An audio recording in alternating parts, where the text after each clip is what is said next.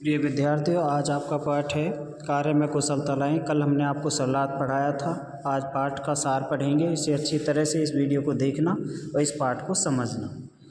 बुद्धि सदा जिसकी समता में हो, यही छोड़ता पाप और पुण्य को। जम योग में अब तो समता में रहे, कि कर्मों में कौशल और कुशलता ही योग है। प्यारे बच्चों, आपने पिछले अध्याय में पढ़ा है कि श्रीमद् भगवत गीता के अनुसार मन की समता को ही योग कहा जाता है।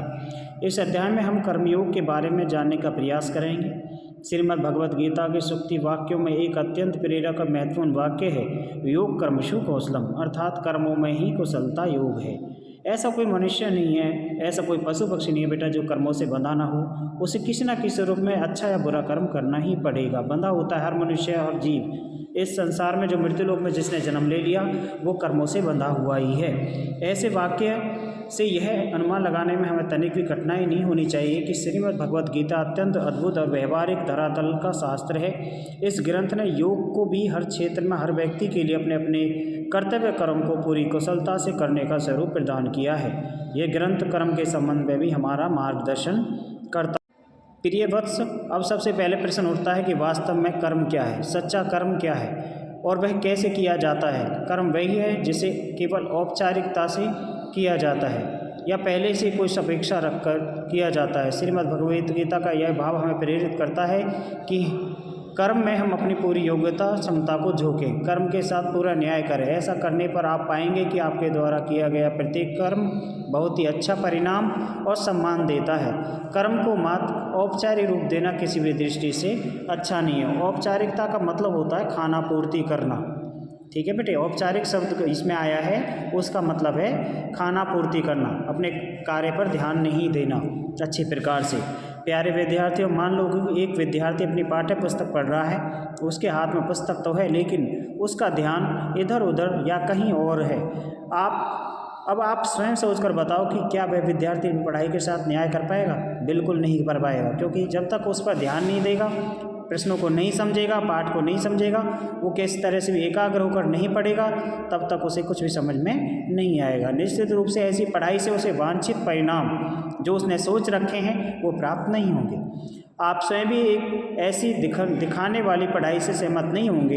ऐसी स्थिति में गीता के सूक्त वाक्य योग कर्मशु कौशलम का तात्पर्य यह हुआ कि एक विद्यार्थी के रूप में आप अपनी पढ़ाई अन्य किसी भी क्षेत्र में अपने कर्तव्य के साथ न्याय करो। प्यारे बच्चों, गीता का यह सूक्त वाक्य न केवल विद्यार्थी बल्कि सभी लोगों पर लागू होता है। उदाहरण के लिए कक्षा में अध्यापक जब पढ़ा रहे हैं तब वे अपने कार्य को पूरी ईमानदारी से करें।